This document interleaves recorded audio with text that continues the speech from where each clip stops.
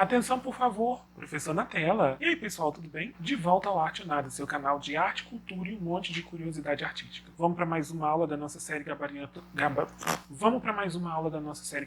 com Arte? Hoje eu vou falar sobre o 19º tema mais cobrado no Enem, que são as performances artísticas. O Enem adora colocar uma performancezinha de vez em quando. Tem ano que aparece, tem ano que não. E já vou avisando, não vai confundir performance artística com a apresentação de um artista. São coisas diferentes, vocês vão perceber. Sem enrolação, direto ao ponto, vamos para a aula. Para começar, o que raios é uma performance artística? É uma forma de arte que coloca a ação e a presença do artista no centro de tudo. E isso aqui é importante. Ação e presença do artista no centro de tudo. Vocês já vão entender. Não é só sobre mostrar algo, é sobre vivenciar alguma coisa. A performance acontece no tempo e no espaço, algumas vezes com a participação do público. Ou seja, uma performance não precisa ter o público assistindo. Uma performance não precisa ser repetida várias vezes. Ela pode acontecer uma única vez. Além disso, ela pode acontecer uma única vez sem o público perto do artista. A performance pode ser ao vivo ou pode ser gravada. Ela pode ser roteirizada, ou seja, ensaiada ou não. Daí vamos pensar assim, performance é ao vivo. Vai ter público? Uma performance é ao vivo pela internet. Tem um público que está assistindo em casa. Se é ao vivo. Se a performance é gravada, ela pode ter público ou não. Já foi gravada mesmo? Faço a minha performance, gravo para ficar bacana e depois eu mostro o que eu gravei ou o que eu fotografei para as pessoas. E aqui, eu falei para você o seguinte, a performance pode ou não ter um roteiro. E aí eu queria te perguntar, quais são os tipos de arte que exigem um roteiro? Às vezes a gente fala que um artista fez uma performance muito boa. Será que é uma performance artística, do jeito que a gente pensa no mundo das artes? Essa complicação vem porque às vezes a gente fala que uma pessoa que subiu no palco, dançou, cantou, rebolou, ela é um artista performático. De fato é. O artista performático é aquele que faz muita coisa, mas nem sempre o artista performático está fazendo uma performance. Onde é que eu percebo a diferença, professor? Vem cá. Aqui a gente chegou no ponto crucial da aula, eu vou pedir para você anotar isso. Performance artística não é teatro, não é dança, não é música. No teatro nós temos narrativas, temos personagens. Na performance a gente tem o artista, a gente não tem um personagem. E na performance a gente pode ter um roteiro ou não. No teatro a gente precisa ter um roteiro. Então a pessoa que está em cima de um palco fazendo um teatro com uma boa performance não é uma performance artística, porque ele está no palco fazendo teatro. Agora, se a pessoa que está no palco fazendo uma boa performance é o próprio artista, sem interpretar alguém, sem fingir ser um personagem, aí a gente já pode chamar de uma performance artística daquele artista. Numa apresentação musical, numa performance musical, o objetivo maior é a música, né? No caso da performance, o artista ele vai usar uma música para transmitir uma mensagem, vai usar a música para informar alguma coisa, vai usar a música como complemento. Mas a música nunca vai ser o objetivo maior. O objetivo de uma performance musical é mostrar a música. O objetivo de uma performance artística é usar a música como um cenário, um pano de fundo, uma coisa assim. Numa performance de dança ou numa apresentação de dança, o foco, assim como na apresentação musical, é na dança, nos dançarinos, no movimento do corpo. Mas numa performance artística, o artista ele pode usar a dança, o movimento da dança, às vezes sem sincronia nenhuma. Às vezes a dança pode aparecer toda errada. O objetivo da dança na performance artística é assim como o objetivo da música, servir como um complemento. Então a gente percebe o seguinte, no teatro eu quero mostrar o texto, eu quero mostrar o personagem, na música eu quero mostrar a própria música, mas na performance eu quero mostrar uma ideia. Anota isso, na performance o artista quer mostrar uma ideia e ele vai fazer de tudo para te mostrar aquela ideia da melhor maneira possível de acordo com ele. Aí tem outra coisa importante saber, tá? Às vezes aquela pessoa que tá fazendo a dança toda errada, horrível, ela não tá dançando, ela tá fazendo uma performance artística.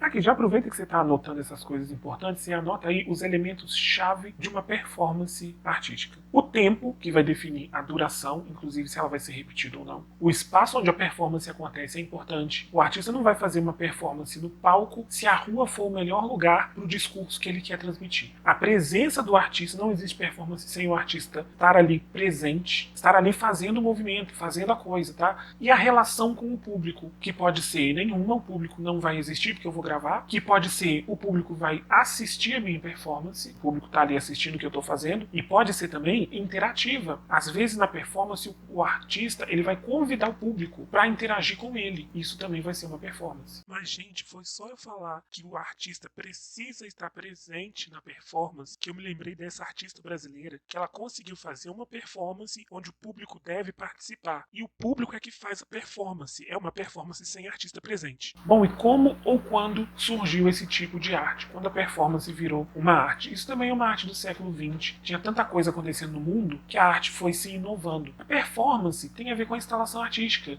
O artista ele queria quebrar a ideia de que arte é só uma coisa que você vai ali, olha para a parede, admira, sai, olha para outra. Não, o artista queria interação, queria uma coisa diferente. Então, assim, por exemplo, lá no século XX, início do século XX, teve um movimento artístico chamado futurismo, que eu vou fazer vídeo para falar sobre ele. Mas os artistas, eles faziam umas danças que eram mais rápidas, faziam uns movimentos mais esquisitos ligados ao movimento do futurismo, que falava sobre tecnologia, sobre futuro, sobre novidade, sobre inovação, sobre velocidade também.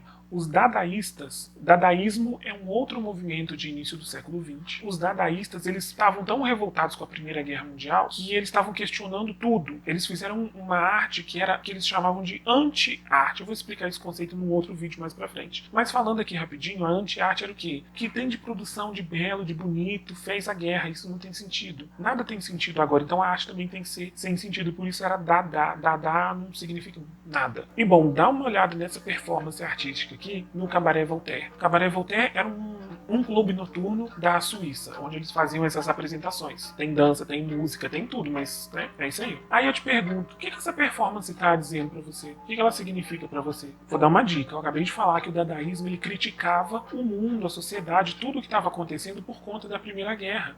Muita gente morre numa guerra. E a crítica era essa. Por que a gente está matando tanta gente assim? Não tem sentido a guerra. Então se a guerra não tem sentido, a arte também não vai ter. E se a arte não tem sentido, essa performance artística não precisa significar alguma coisa.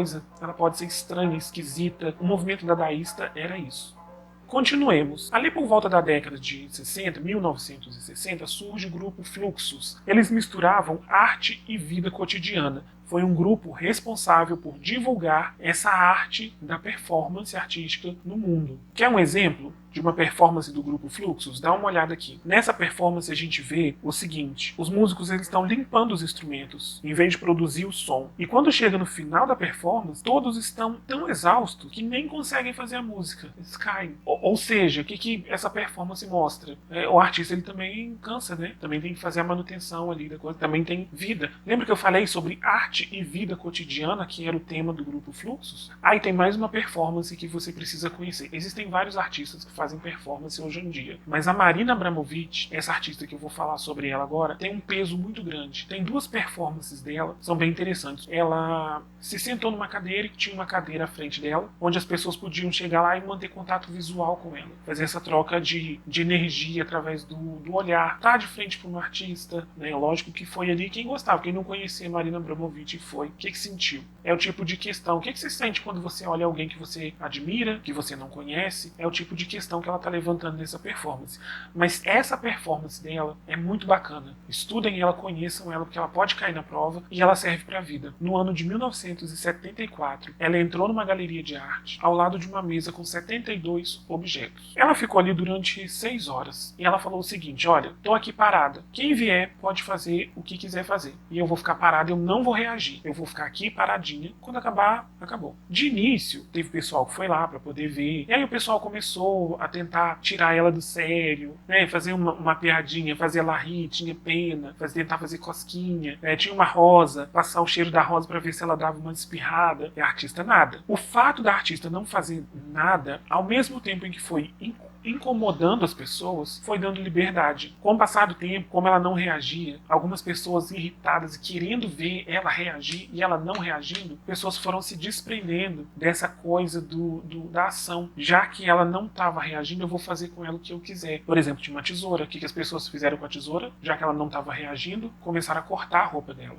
Tinha uma arma também. Não preciso nem dizer o desfecho. A Marina Abramovic está viva, né? Mas a arma estava carregada. E o pior poderia ter acontecido e ela ela resolveu não reagir. E a performance dela, veja, não era música, não era dança, não era canto, era ela parada, 72 objetos, e o povo fez o que queria fazer com ela. Por que a Marina Abramović fez essa performance e o que ela quis dizer com essa performance? Lembra que eu falei que a performance artística, o artista não quer te mostrar música, não quer te mostrar ele quer te mostrar uma ideia? Qual foi a ideia que a Marina Abramović mostrou pra gente? Se você não reage, se você deixa as pessoas fazerem o que quiser com você, mais hora, menos hora, as pessoas vão fazer o pior. A Marina Abramović saiu chorando, obviamente, porque ela já imaginava que teria alguma maldade, mas ela não imaginava que teria tanta maldade. Ela saiu nua, uma coisa que ela talvez não tinha pensado, mas o ser humano se revelou. E aí conta a história, né, que eu acho que isso é mais bacana, que é o seguinte: ela ficou ali 6 horas parada, mas chegou um momento que a performance acabou. E aí quando a performance acabou, eu acho que ela estava até sentada numa cadeira, e ela se levantou para poder avisar que a performance acabou. Quando ela mexeu, todo mundo saiu correndo da galeria com medo dela, né? Afinal de contas, a gente fez o que queria fazer, mas quando a pessoa reage, a gente covardemente sai correndo.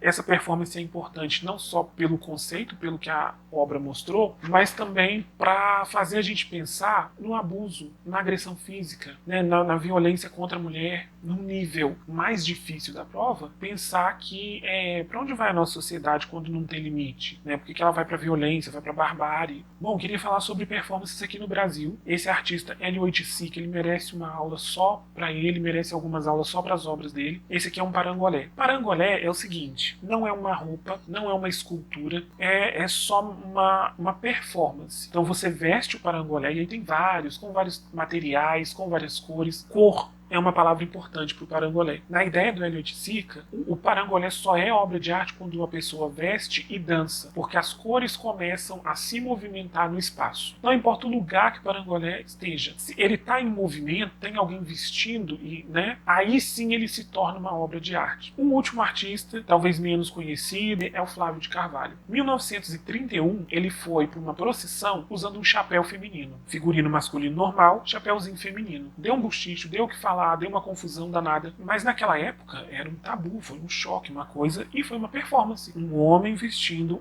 uma única peça de roupa do guarda-roupa feminino numa procissão, isso aí já é uma performance artística. Eu não vou me lembrar o ano, ele era engenheiro e ele desenvolveu uma roupa que, segundo ele, é a roupa adequada para o homem brasileiro, dado o nosso clima, calor e tudo mais. E foi essa roupa aqui que ele vestiu, né? Uma camisa de manga bufante com tecido mais transparentezinho e uma saia curta. Quando ele fez isso, ele ficou conhecido como o primeiro brasileiro a andar de saia pela rua. Hoje em dia a gente pode usar essa imagem para falar sobre questão de gênero, mas na época tudo que ele queria era mostrar uma roupa mais adequada para o nosso clima tropical. Ele era artista, era engenheiro, então tinha todo um pensamento ali.